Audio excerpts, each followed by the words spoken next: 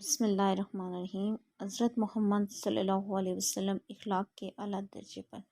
انبیاء علیہ السلام انسان کی ہدایت کے لیے دنیا میں تشریف لائے۔ انبیاء علیہ السلام کی تعلیم اور تربیت خود اللہ پاک نے فرمائی اور انہیں حکم دیا کہ وہ لوگوں کے نفسوں کو برائی سے پاک کریں۔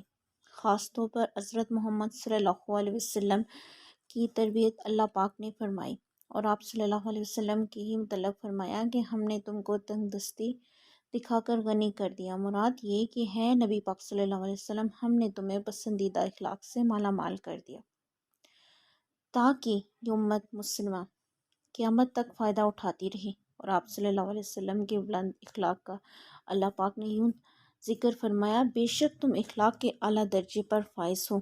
رسول پاک صلی اللہ علیہ وسلم کو اخلاق کے اعلیٰ درجے پر فائز ہونے کے بعد اللہ پاک نے آپ صلی اللہ علیہ وسلم کو لوگوں کو نفس پاک صاف کرنے کی اور انہیں تعلیم و تربیت کی ذمہ داری سونپی۔